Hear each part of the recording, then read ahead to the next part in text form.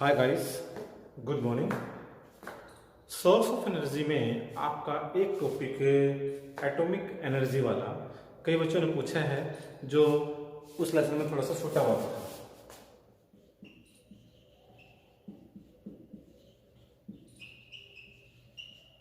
Atomic energy, atomic energy जैसे कि नाम लिखा हुआ है, एटम से जो एनर्जी मिलती है वह एटॉमिक एनर्जी होती है।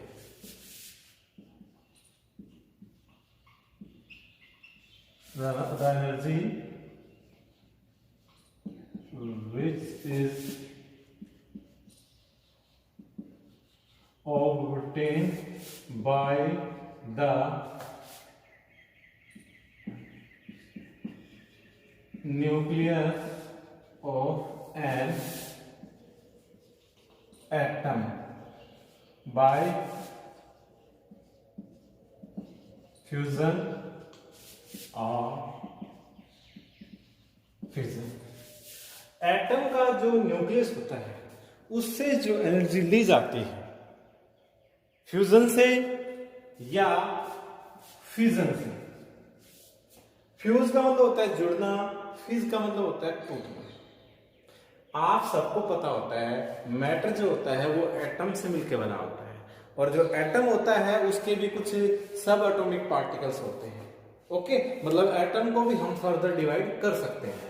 तो एक एटम और एटम का जो न्यूक्लियस होता है उसके टूटने से या दो न्यूक्लियस के जुड़ने से जो एनर्जी मिलती है वह एटॉमिक एनर्जी कहलाती है।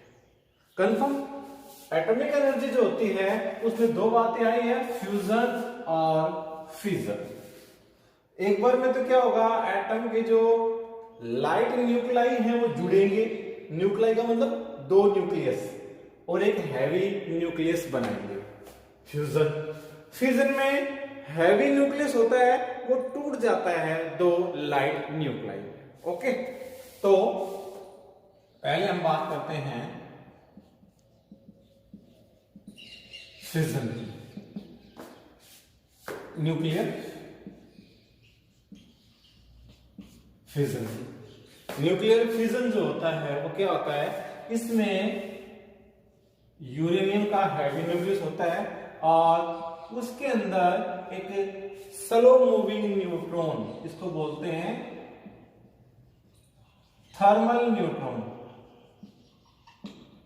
ये इसके अंदर घुसता है और घुस के इसको क्या कर देता है, इसका न्यूक्लियस जो होता है उसको अनबैलेंस कर देता है और इसका न्यूक्लियस टूट जाता है, स्प्लिट अप हो जाता है। जब यह टूटता है तो इसमें दो और पार्टिकल्स, जिसको हम क्या कह सकते हैं, दो एलिमेंट क्रिप्टॉन और बेरियम, ये निकलते हैं। साथ में तीन निकलते हैं न्यूट्रॉन। ये फर्दर और डिवाइड होता है, ये तीन न्यूट्रॉन फिर क्या करते हैं, यूरेनियम के न्यूक्लियस में घुसते हैं और यूरेनियम फिर क्या, तीन। तो इस प्रकार से एक रिएक्शन जो है वो चलती रहती है, जिसे हम क्या बोलते हैं, चेन रिएक्शन बोलते हैं। एक से तीन, तीन से नौ,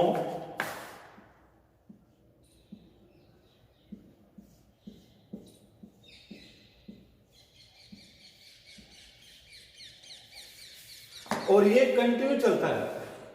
ये प्रोसेस कंटिन्यू चलता रहता है। जब यह प्रोसेस कंटिन्यू चलता रहता है तब इसका नाम बन जाता है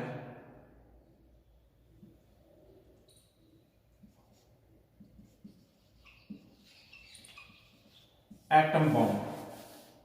एटम बॉम्ब में सब ऐसे होता है क्योंकि यह अनकंट्रोल होता है। जब यह रिएक्शन अनकंट्रोल्ड हो तो इसका नाम बन जाता है एटम बॉम्ब। यदि इस रिएक्शन को यदि कंट्रोल कर लिया जाए, इस रिएक्शन को कंट्रोल करने का मतलब क्या हुआ, कंट्रोल कैसे होगा जरा देखो आप लोग ध्यान से। ये जो तीन न्यूट्रॉन निकलते हैं, इन तीन न्यूट्रॉन को कैडमियम और बोरान की जो रोड होती हैं उनको लगा के यदि इन तीन में से, तीन न्यूट्रॉन में से दो को एब्जॉर्ब कर लिया जाए तो एक बचेगा, एक आगे जाएगा, तीन में डिवाइड होगा, फिर इसको एब्जॉर्ब कर लिया जाएगा, फिर एक आगे जाएगा, तो आपको पता है 3 में से 2 एब्जॉर्ब हो जाएंगे, एक बचेगा, 3 में से 2 एब्जॉर्ब हो जाएंगे, एक बचेगा, और यह प्रोसेस कंटिन्यू चलता रहेगा। तब इसका नाम बन जाएगा एटॉमिक पावर प्लांट। ओके, और इस प्रोसेस में लार्ज अमाउंट में एनर्जी रिलीज होती है।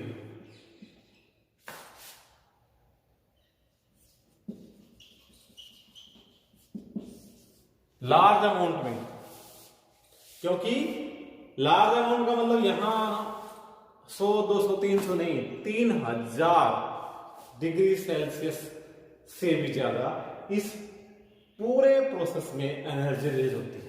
तो आपको पता होता है कि बहुत ही फायदेमंद ये हमारे लिए हो सकता है एटॉमिक पावर प्लांट। इससे फिर हम क्या कर सकते हैं, इलेक्ट्रिसिटी जनरेट कर सकते हैं। कैसे? जो एनर्जी बनेगी उस एनर्जी का यूज कर लेंगे हम हीटिंग के लिए, और फिर क्या करेंगे, हीटिंग पर्पज के लिए हम, आपको पता है जब गर्मी प्रोड्यूस होगी उससे वाटर गर्म हो जाएगा, और वाटर से फिर भाप, और भाप से फिर हम टरबाइन घुमा सकते हैं। तो एटॉमिक पावर प्लांट से हम इलेक्ट्रिसिटी बना सकते हैं। ठीक है, लार्ज अमाउंट बना सकते हैं। लार्ज अमाउंट का मतलब सोचो आप लोग, यदि 2500 टन जो कोला होता है, कोल, उसको जो जलाएं तो 1 किलोग्राम यूरेनियम के बराबर एनर्जी रिलीज होती है। मतलब चाहे 1 किलोग्राम यूरेनियम जला लो, चाहे 2500 टन कोयला, पूरी पूरी एक मालगाड़ी जो भर के आती है उसमें 2500 टन कोयला लगभग होता है, तो 2500 टन कोयले को जलाएं, उसके बराबर एनर्जी रिलीज कितने में होगी, 1 किलोग्राम यूरेनियम के फ्यूजन से। ठीक है, तो कहने का मतलब ये हो गया, जब 2500 टन कोयला जलाएंगे तो कितनी ज्यादा मात्रा में उसकी राख बचेगी, ऐश बचेगी, कितना पोल्यूशन होगा। और आपको पता होता है कोयला जो होता है वो हमारे पास एक non renewable source of energy है, ये खत्म हो जाना है माइंस के बाद। तो ये हमारे पास इसका बेस्ट अल्टरनेट है कि हम एटॉमिक पावर प्लांट से एनर्जी बनाएं। आज के दिन इंडिया में मात्र 3%, केवल 3% जो है हमारी जो इलेक्ट्रिसिटी की रिक्वायरमेंट है वो एटॉमिक पावर प्लांट से पूरी की जाती है। कारण है इसका कारण ये है कि ये जो यूरेनियम जो होता है, इस यूरेनियम को जब हम यूज करते हैं तो हमें बहुत सी प्रिकॉशंस को यूज करना पड़ता है। प्रिकॉशंस का मतलब ये हो गया, ये इसमें से रेडिएशंस निकलती है बहुत हार्मफुल, और वो रेडिएशंस जो है ह्यूमन बॉडी में इजीली पास हो जाती है। इसलिए यूरेनियम को हम जब यूज करते हैं तो हमारे सामने न्यूक्लियर हैजार्ड्स का बड़ा खतरा रहता है। मतलब रेडिएशंस निकल सकती हैं, हार्मफुल रेडिएशंस, और वो रेडिएशंस क्या करती हैं, आदमी की ह्यूमन बॉडी की जो सेल्स हैं उनको डिस्ट्रॉय कर देती हैं, और वो सेल डिस्ट्रॉय हो जाएंगे तो ह्यूमन बॉडी डिस्ट्रॉय हो जाएगी, क्योंकि आदमी का शरीर के बिल्डिंग ब्लॉक्स कौन है, सेल्स हैं, और सेल जो है वो इसमें से निकलने वाले रेडिएशंस के द्वारा खत्म हो जाती है। इसीलिए एटॉमिक पावर प्लांट जो होते हैं उनकी डिसएडवांटेज ज्यादा है, एडवांटेज कम है, क्योंकि इसको बनाना जो होता है बड़ा हाईली कॉस्टली होता है, इसको मेंटेन करना बड़ा कॉस्टली होता है। दूसरा, इसका जो वेस्ट बचता है जिसको हम न्यूक्लियर वेस्ट कहते हैं, न्यूक्लियर जो वेस्ट होता है उसको डिस्पोज, मतलब उसका निपटान करना हमारे लिए बहुत ही मुश्किल होता है। उसको हम डिस्पोज करें कैसे, ठीक है, न्यूक्लियर वेस्ट जो होता है उसको डिस्पोज करना हमारे लिए बड़ा मुश्किल हो जाता है। रीजन क्या होता है इसके पीछे रीजन ये होता है कि इसको यदि हम डिस्पोज करते हैं तो हमें बड़ी सावधानी बरतनी पड़ती है। डिस्पोज का मतलब, जब हम यूरेनियम को इस सारे प्लांट में यूज करते हैं तो कुछ अमाउंट में जो हमारे पास न्यूक्लियर वेस्ट, जो न्यूक्लियर कचरा बचता है उसकी बात कर रहा हूं मैं। हालांकि 1 किलोग्राम यूरेनियम को जब जलाएंगे तो थोड़ी सी मात्रा में बचता है, पर वो थोड़ी सी मात्रा में जो वेस्ट बचता है वो भी हमारे लिए बड़ी मुश्किल चीज होती है। इसको डिस्पोज हम बड़ी मुश्किल से कर पाते हैं, क्योंकि जो रेडिएशन यूरेनियम में से निकलती है वो बॉडी में से पार हो जाती है, दीवारों में से पार हो जाती है, लोहे में से पार हो जाती हैं। तो इसको हम क्या करते हैं, ग्लास के अंदर ग्लास शीटों का एक बॉक्स बनाते हैं, फिर कंक्रीट का बॉक्स बनाते हैं, फिर लेड और कैडमियम का रोड का बॉक्स बना के और समुद्र की जो बॉटम होती है उसमें गड्ढा करके इसको डिस्पोज किया जाता है। इसलिए इसको बड़ा मुश्किल होता है मेंटेन करना, ठीक है। और एक्सीडेंटली मान लो कभी ब्लास्ट हो जाए तो आपको पता है आसपास का जो एरिया है कई किलोमीटर में वो बड़ा खतरनाक हो जाता है। क्योंकि आप लोगों को पता है कि जापान में हिरोशिमा और नागासाकी पे जब 1945 में ये बम गिराए गए थे तो वहां आज तक उस जमीन पर एक तिनका भी नहीं उग पाया है। जैसे ये बम गिराया गया था उसी समय 3 लाख लोग तो ऑन स्पॉट ही मर गए थे बेटा, और 10 किलोमीटर का जो एरिया था उसमें बाद में धीरे धीरे मरते रहे। वहां के लोगों में आज भी जो बीमारियां हैं वो बहुत ज्यादा फैली हुई है, इसलिए बड़ा मुश्किल होता है हमारे पास इसको यूज करना, ठीक है। तो ये था एटॉमिक एनर्जी वाला। न्यूक्लियर फ्यूजन में ऐसा हो गया। और फ्यूजन में क्या होगा, फ्यूजन में तो आपको पता है जो सन जो होता है उसमें न्यूक्लियर फ्यूजन ही होता है। सन जो होता है उसमें न्यूक्लियर फ्यूजन होता है। सन का जो सोर्स है वो फ्यूजन होता है। फ्यूजन का मतलब है आप यूं कह सकते हो दो हाइड्रोजन के क्या होते हैं, न्यूक्लाई होते हैं, वो आपस में जुड़ते हैं और एक हीलियम का न्यूक्लाई बनाते हैं। दो लाइट न्यूक्लाई जुड़ करके एक हैवी न्यूक्लियस बनाते हैं हीलियम का। ऐसा ही होता है सन में भी, कि सन में हाइड्रोजन के जो एटम होते हैं आपस में जुड़ते हैं, और जुड़ते हैं इस प्रोसेस को तैयार होने के लिए पहले से ही हीट चाहिए होती है, तब जाके ना ये स्टार्ट होता है, ठीक है। तो ये आपको पता है पॉसिबल नहीं है अपने यहाँ पे पावर प्लांट में, हमारे पावर प्लांट में केवल ये पॉसिबल है। तो ये एटॉमिक पावर प्लांट का प्रोसेस था, ओके। मैंने आपको उसकी एडवांटेज बताई दी है, डिसएडवांटेज बता दी है। और कोई प्रॉब्लम आए तो आप एक बार बुक से कंसल्ट करना, नहीं आए तो फिर आप मेरे से बात करना, okay. Thank you. Hi guys, good morning. Source of energy में आपका एक टॉपिक एटॉमिक एनर्जी वाला कई बच्चों ने पूछा है, जो उस लेसन में थोड़ा सा छूटा हुआ था।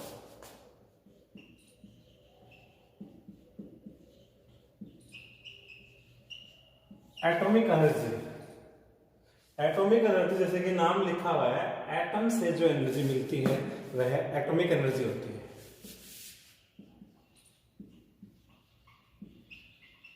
The energy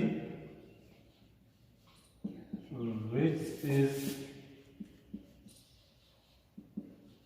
obtained by the nucleus of an atom by fusion और फिजन। एटम का जो न्यूक्लियस होता है उससे जो एनर्जी ली जाती है फ्यूजन से या फिजन से। फ्यूज का मतलब होता है जुड़ना, फिज का मतलब होता है टूटना। आप सबको पता होता है मैटर जो होता है वो एटम से मिलकर बना होता है, और जो एटम होता है उसके भी कुछ सब एटॉमिक पार्टिकल्स होते हैं, ओके। मतलब एटम को भी हम फर्दर डिवाइड कर सकते हैं। तो एक एटम और एटम का जो न्यूक्लियस होता है उसके टूटने से या दो न्यूक्लियस के जुड़ने से जो एनर्जी मिलती है वह एटॉमिक एनर्जी कहलाती है। कंफर्म? एटॉमिक एनर्जी जो होती है उसमें दो बातें आई है, फ्यूजन और फिजन। एक बार में तो क्या होगा, एटम के जो लाइट न्यूक्लाई हैं वो जुड़ेंगे। न्यूक्लाई का मतलब दो न्यूक्लियस, और एक हैवी न्यूक्लियस बनाएंगे, फ्यूजन। फिजन में हैवी न्यूक्लियस होता है वो टूट जाता है दो लाइट न्यूक्लाई, ओके। तो पहले हम बात करते हैं फिजन की। न्यूक्लियर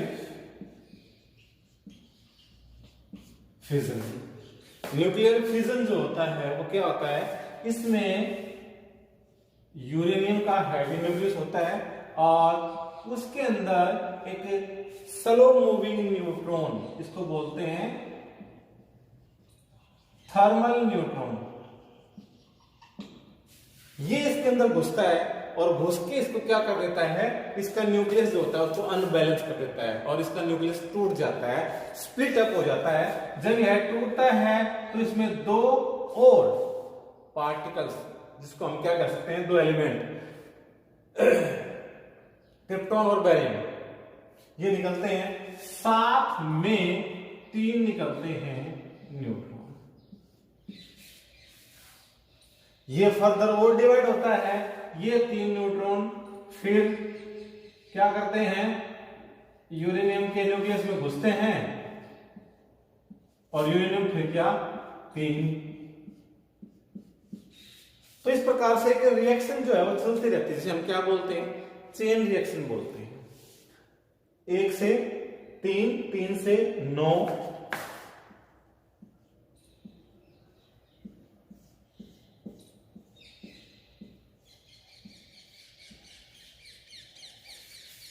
और ये कंटिन्यू चलता रहता है, ये प्रोसेस कंटिन्यू चलता रहता है।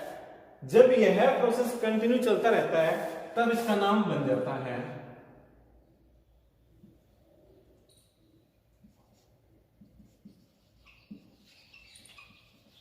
Atom bomb. एटम बॉम्ब में सब ऐसे होता है क्योंकि यह अनकंट्रोल होता है। जब यह रिएक्शन अनकंट्रोल्ड हो तो इसका नाम बन जाता है एटम बॉम्ब। यदि इस रिएक्शन को यदि कंट्रोल कर लिया जाए, इस रिएक्शन को कंट्रोल करने का मतलब क्या हुआ, कंट्रोल कैसे होगा जरा देखो आप लोग ध्यान से। ये जो 3 न्यूट्रॉन निकलते हैं, इन 3 न्यूट्रॉन को कैडमियम और बोरान की जो रोड होती हैं उनको लगा के यदि इन 3 में से 3 न्यूट्रॉन में से 2 को एब्जॉर्ब कर लिया जाए तो 1 बचेगा, 1 आगे जाएगा 3 में डिवाइड होगा, फिर इसको एब्जॉर्ब कर लिया जाएगा, फिर 1 आगे जाएगा तो आपको पता है 3 में से 2 एब्जॉर्ब हो जाएंगे 1 बचेगा, 3 में से 2 एब्जॉर्ब हो जाएंगे 1 बचेगा, और यह प्रोसेस कंटिन्यू चलता रहेगा। तब इसका नाम बन जाएगा एटॉमिक पावर प्लांट। ओके, और इस प्रोसेस में लार्ज अमाउंट में एनर्जी रिलीज होती है।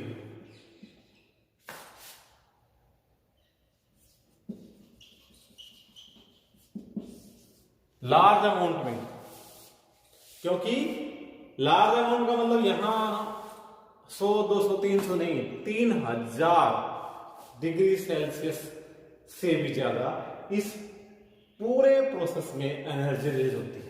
तो आपको पता होता है कि बहुत ही फायदेमंद ये हमारे लिए हो सकता है एटॉमिक पावर प्लांट। इससे फिर हम क्या कर सकते हैं, इलेक्ट्रिसिटी जनरेट कर सकते हैं। कैसे, जो एनर्जी बनेगी उस एनर्जी का यूज कर लेंगे हम हीटिंग के लिए, और फिर क्या करेंगे, हीटिंग पर्पज के लिए हम, आपको पता है जब गर्मी प्रोड्यूस होगी उससे वाटर गर्म हो जाएगा और वाटर से फिर भाप, और भाप से फिर हम टरबाइन घुमा सकते हैं। तो एटॉमिक पावर प्लांट से हम इलेक्ट्रिसिटी बना सकते हैं। ठीक है, लार्ज अमाउंट बना सकते हैं। लार्ज अमाउंट का मतलब सोचो आप लोग, यदि 2500 टन जो कोला होता है, कोल, उसको जो जलाएं तो 1 किलोग्राम यूरेनियम के बराबर एनर्जी रिलीज होती है। मतलब चाहे 1 किलोग्राम यूरेनियम जला लो, चाहे 2500 टन कोयला, पूरी एक मालगाड़ी जो भर के आती है उसमें 2500 टन कोयला लगभग होता है, तो 2500 टन कोयले को जलाएं, उसके बराबर एनर्जी रिलीज कितने में होगी, 1 किलोग्राम यूरेनियम के फ्यूजन से। ठीक है, तो कहने का मतलब ये हो गया, जब 2500 टन कोयला जलाएंगे तो कितनी ज्यादा मात्रा में उसकी राख बचेगी, ऐश बचेगी, कितना पोल्यूशन होगा। और आपको पता होता है कोयला जो होता है वो हमारे पास एक non renewable source of energy है, ये खत्म हो जाना है माइंस के बाद। तो ये हमारे पास इसका बेस्ट अल्टरनेट है कि हम एटॉमिक पावर प्लांट से एनर्जी बनाएं। आज के दिन इंडिया में मात्र 3% केवल 3% जो है हमारी जो इलेक्ट्रिसिटी की रिक्वायरमेंट है वो एटॉमिक पावर प्लांट से पूरी की जाती है। कारण है इसका कारण ये है कि ये जो यूरेनियम जो होता है, इस यूरेनियम को जब हम यूज करते हैं तो हमें बहुत सी प्रिकॉशंस को यूज करना पड़ता है। प्रिकॉशंस का मतलब ये हो गया, ये बड़े इसमें से रेडिएशंस निकलती है बहुत हार्मफुल, और वो रेडिएशंस जो है ह्यूमन बॉडी में इजीली पास हो जाती हैं। इसलिए यूरेनियम को हम जब यूज करते हैं तो हमारे सामने न्यूक्लियर हैजार्ड्स का बड़ा खतरा रहता है। मतलब रेडिएशंस निकल सकती हैं, हार्मफुल रेडिएशंस, और वो रेडिएशंस क्या करती हैं, आदमी की ह्यूमन बॉडी की जो सेल्स हैं उनको डिस्ट्रॉय कर देती हैं, और वो सेल डिस्ट्रॉय हो जाएंगे तो ह्यूमन बॉडी डिस्ट्रॉय हो जाएगी, क्योंकि आदमी का शरीर के बिल्डिंग ब्लॉक्स कौन है, सेल्स हैं, और सेल जो है वो इसमें से निकलने वाले रेडिएशंस के द्वारा खत्म हो जाती है। इसीलिए एटॉमिक पावर प्लांट जो होते हैं उनकी डिसएडवांटेज ज्यादा है, एडवांटेज कम है, क्योंकि इसको बनाना जो होता है बड़ा हाईली कॉस्टली होता है, इसको मेंटेन करना बड़ा कॉस्टली होता है। दूसरा, इसका जो वेस्ट बचता है जिसको हम न्यूक्लियर वेस्ट कहते हैं,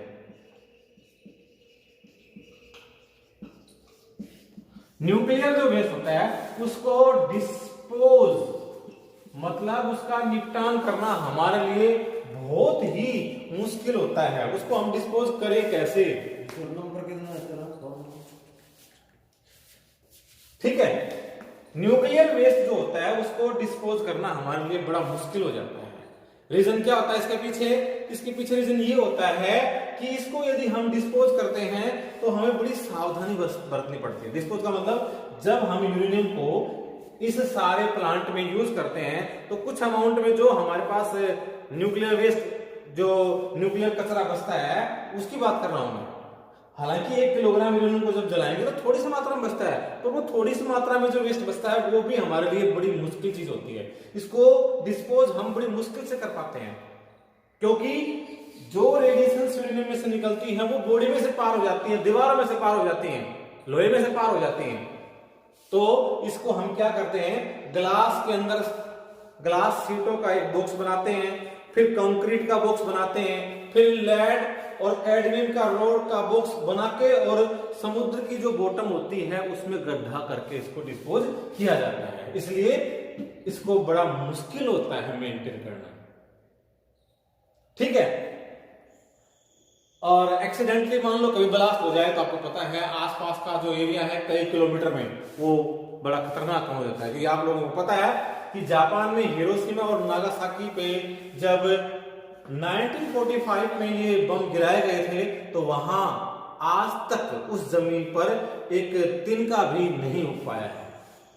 जैसे ये बम गिराया गया था उसी समय 3 लाख लोग तो ऑन स्पॉट ही मर गए थे बेटा, और 10 किलोमीटर का जो एरिया था उसमें बाद में धीरे धीरे मरते रहे।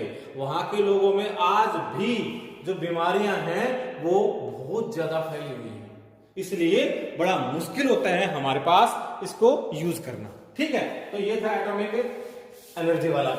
न्यूक्लियर फ्यूजन में ऐसा हो गया, और फ्यूजन में क्या होगा, फ्यूजन में तो आपको पता है जो सन जो होता है उसमें न्यूक्लियर फ्यूजन ही होता है। सन जो होता है उसमें न्यूक्लियर फ्यूजन होता है। सन का जो सोर्स है वो फ्यूजन होता है। फ्यूजन का मतलब है आप यूं कह सकते हो, दो हाइड्रोजन के क्या होते हैं, न्यूक्लाई होते हैं, वो आपस में जुड़ते हैं और एक हीलियम का न्यूक्लाई बनाते हैं। 2 लाइट न्यूक्लाई जुड़ करके एक हैवी न्यूक्लियस बनाते हैं हीलियम का। ऐसा ही होता है सन में भी, कि सन में हाइड्रोजन के जो एटम होते हैं आपस में जुड़ते हैं, और जुड़ते हैं इस प्रोसेस को तैयार होने के लिए पहले से ही हीट चाहिए होती है, तब जाके ना ये स्टार्ट होता है, ठीक है। तो ये आपको पता है पॉसिबल नहीं है अपने यहाँ पे पावर प्लांट में, हमारे पावर प्लांट में केवल ये पॉसिबल है। तो ये एटॉमिक पावर प्लांट का प्रोसेस था, ओके। मैंने आपको उसकी एडवांटेज बताई दी है, डिसएडवांटेज बता दी है। और कोई प्रॉब्लम आए तो आप एक बार बुक से कंसल्ट करना, नहीं आए तो फिर आप मेरे से बात करना, ओके। Thank you.